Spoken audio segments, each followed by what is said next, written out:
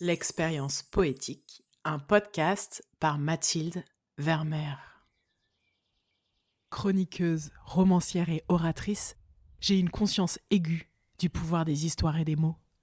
Je crois qu'il faut changer les récits qui circulent pour changer le monde, y remettre de la joie, de l'optimisme, de la beauté.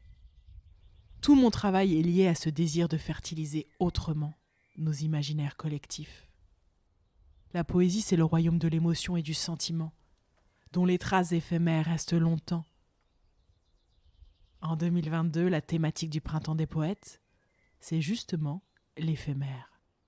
Alors, pour cette saison 2 du podcast L'expérience poétique, je vous propose de plonger chaque lundi dans une écriture poétique singulière, soulignée par un univers sonore original, et de vous laisser toucher par une plume contemporaine qui offre sa vision d'un éphémère inoubliable.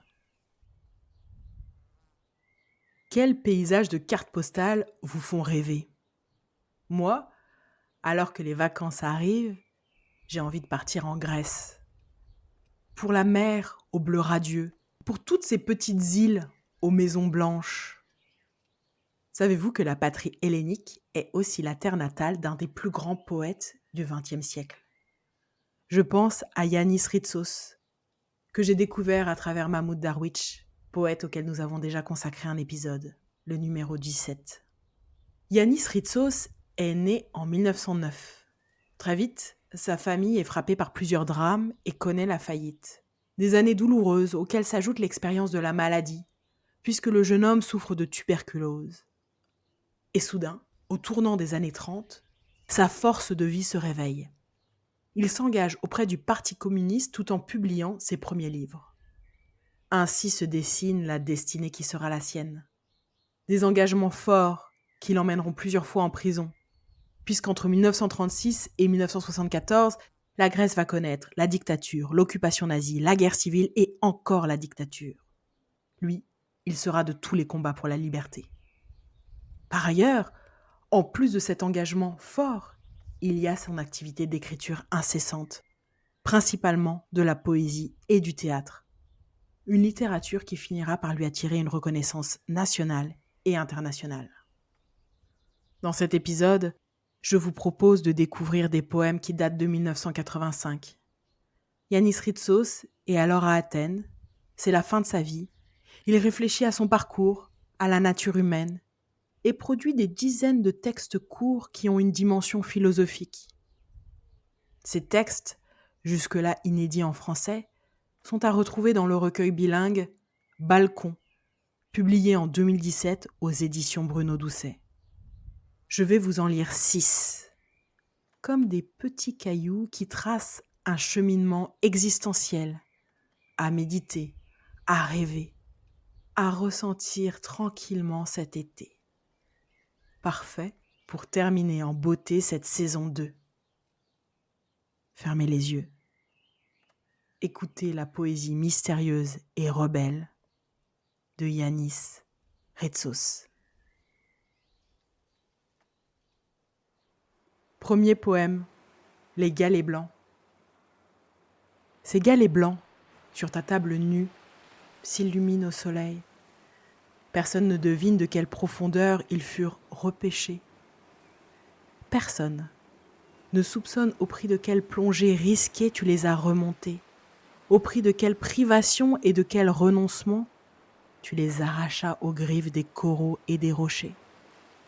C'est pour cela qu'ils rayonnent si blancs dans leur humble fierté, pour recouvrir l'obscurité de leurs origines et pour ne jamais te dénoncer à l'heure du jugement dernier. Cette manière d'écrire me fait penser à un autre merveilleux poète, l'Argentin Roberto Ruarose. Il est au cœur de l'épisode 6. Profitez du break estival pour aller le découvrir ou le redécouvrir. Dans la même veine, revenons à Yanis Ritsos. Écoutez maintenant ce poème intitulé « Propriété mystique ». Propriétaire de la nuit, Les étoiles sans toi, 2 pièces de 2 drachmes dans notre poche. Le sifflement du train sous notre chemise, à même la peau.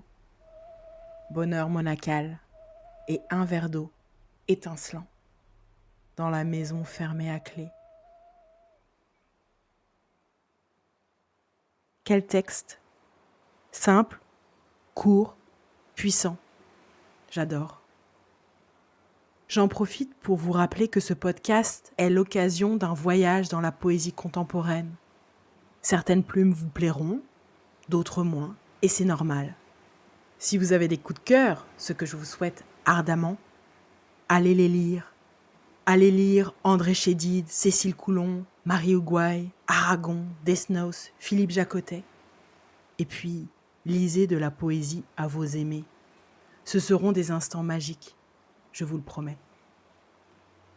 Pour l'heure, revenons encore à Yanis Ritsos.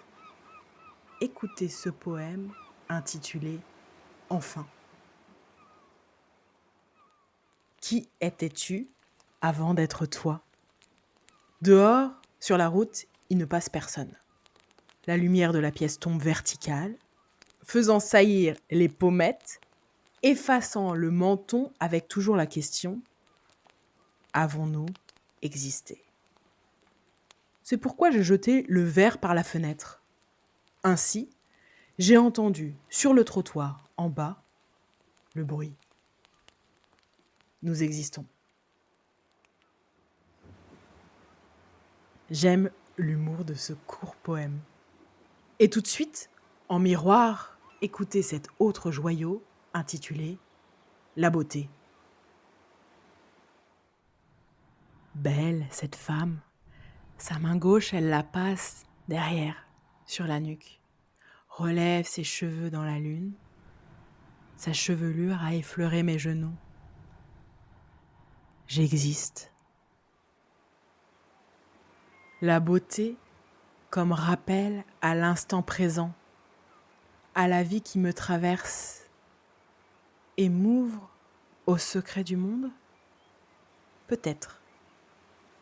La réponse dans ce 5e poème, intitulé bizarrement « Épargne ». L'homme est étrange. Il amasse des clous rouillés, des ampoules grillées, des bobines dévidées. Il se peut que cette inutilité lui procure quelque utilité parce que, quand il ouvre la fenêtre, le premier nuage, c'est son ami. Le deuxième, son camarade. La 3e étoile, c'est son crayon pour écrire et effacer les secrets du monde. Mais peut-être, les secrets du monde n'ont pas tant d'importance. Il faut juste rentrer chez soi. Écoutez ce dernier poème qui a pour titre « Limpidité ». D'en haut, depuis la montagne, apparaissent dans plus de clarté les voix des oiseaux, les voix des vendangeurs, les bateaux dans le lointain, le bras mutilé de la statue, le marchand de tabac. Et toi, inchangé, inatteignable, invulnérable, inaltéré, tandis que la fumée de ta cigarette se mêle à la fumée du paquebot qui te ramène chez toi.